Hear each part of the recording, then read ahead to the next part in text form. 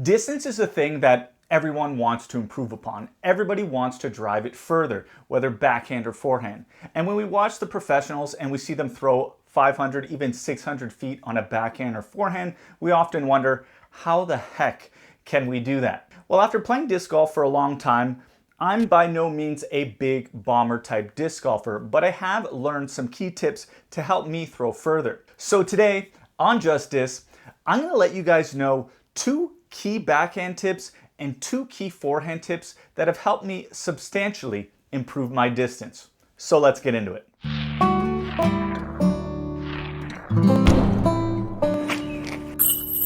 So the first forehand tip that I'm going to let you guys know about actually comes from my friend George.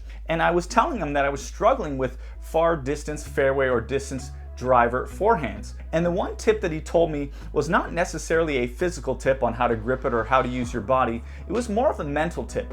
And as soon as I applied this mental tip, everything just clicked for me. What was that mental tip?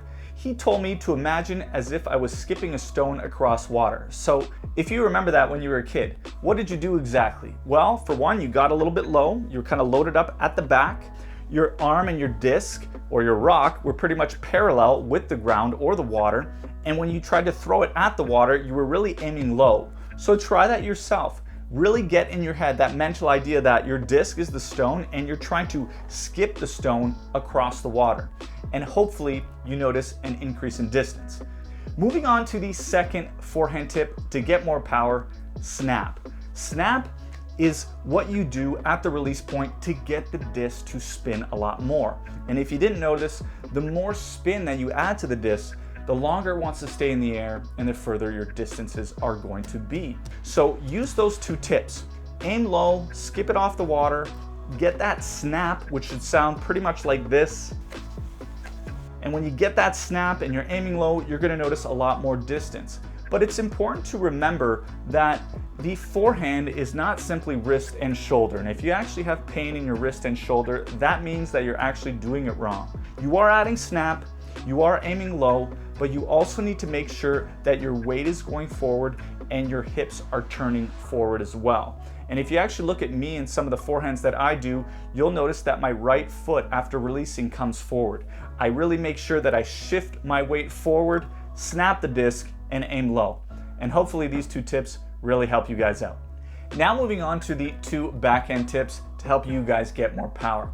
And if you guys didn't know, I've been working on my backhand for the last year or so, trying to improve my distance and my consistency. But it's actually gone through a process of, evolution. I've actually changed it over time. I used to have some really funny run-up that was very weird, but it got the job done.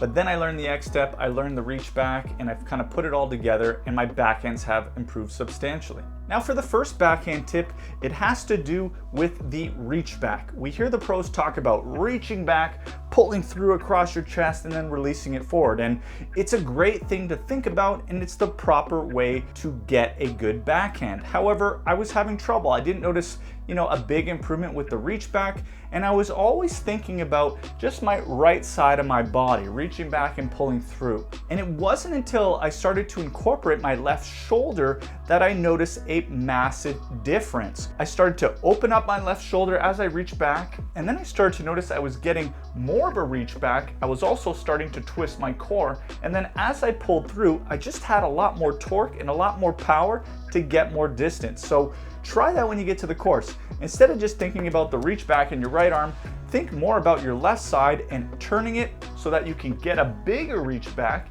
pretty much opening up your left side and then pulling it through, and hopefully you notice an improvement in your distance.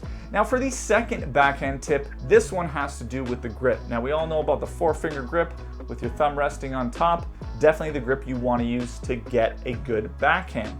But for the longest time, I would focus on my grip with my 4 fingers, and I never really thought about how much pressure I was putting with my thumb. And what I would sometimes notice is when I would drive, I would sometimes get a wobbly backhand, and I always questioned why. But it wasn't until I watched a professional talk about adding pressure with his thumb to the disc, almost to the point where you're putting a bit of an indent, that I started to notice a massive improvement. Firstly, I started to notice that I just had way more control. It came up more clean and it really held those angles that I was trying to release it on. But it also just allowed for so much more spin. And as I mentioned previously, spin gives you more distance. So try that for yourself. Put some pressure on the disc to kind of put a little bit of a dent in it. Do that reach back, pull that left shoulder back, and you're gonna notice that you're gonna get a lot more distance out of your backhands. All right, so I hope that those tips help you get more distance out of your forehands and backhands. They work for me, and I hope they work for you. Please let me know how it goes in the comments below. Don't forget to like and subscribe if you haven't already, and thanks for watching Just This. Merci beaucoup et à bientôt.